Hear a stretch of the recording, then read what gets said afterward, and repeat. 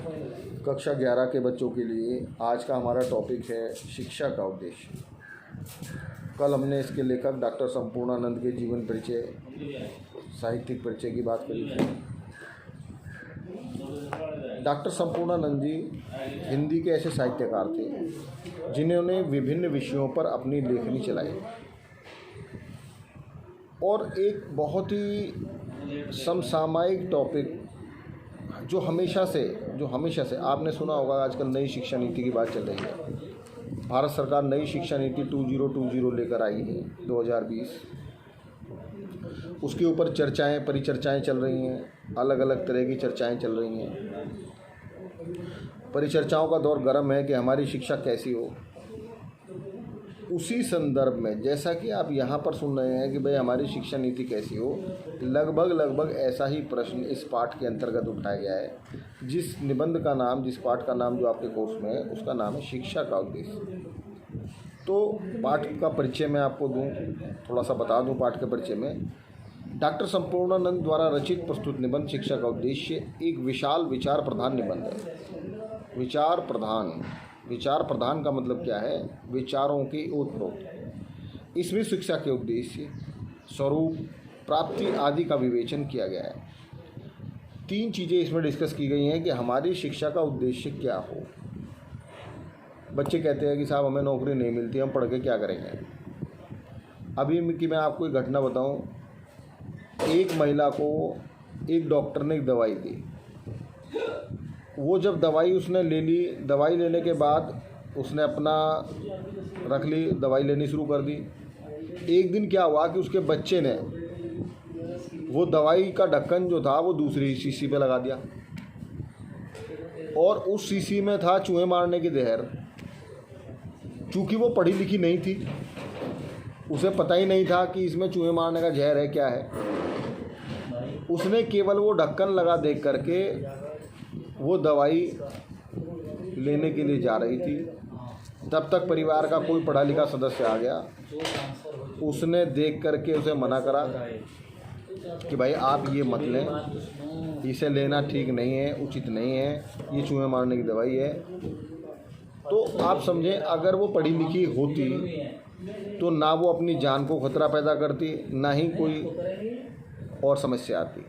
और खुदा न खास्ता अगर वो दवाई किसी बच्चे की होती और उसकी माँ के द्वारा उसे केवल इसमें दे दी जाती कि भाई वो पढ़ी लिखी नहीं है, तो कितना बड़ा अनर्थ हो जाता। तो पढ़ाई की जिम्मेदारी क्या है, पढ़ाई का हमारी शिक्षा का उद्देश्य क्या है। लोग कहते हैं कि साहब हमें नौकरी नहीं मिलती तो हम पढ़ के क्या करेंगे। ऐसा नहीं है। केवल नौकरी के लिए पढ़ना या किसी केवल एक उसके लिए पढ़ना, ये गलत है। पढ़ाई के बहुत क्या उद्देश्य हो सकता है, उसका स्वरूप कैसा हो, किस तरीके से हम पढ़ें। आजकल आप देख रहे हैं आपकी शिक्षा का स्वरूप ही बदल गया है। पहले आप क्लास में बैठकर पढ़ते थे, अपने टीचर से आमने सामने सवाल पूछते थे। आज आप देखें कि आपको वीडियो के माध्यम से पढ़ाया जा रहा है, गूगल मीट पर क्लास के माध्यम से पढ़ाया जा रहा है, आपको संस्कृत के नोट्स भेजे जा रहे हैं, आपको काम दिया जा रहा है, आप होमवर्क भी अपना फ़ोटो खींच करके ग्रुप पर भेजते हैं, उसको चेक किया जा रहा है। तो ये स्वरूप है, बदलता हुआ स्वरूप है, मॉडर्न एजुकेशन का बदलता हुआ स्वरूप। सरकार कह रही है कि आगे भी 30% सिलेबस जो है वो ऑनलाइन ही चलेगा।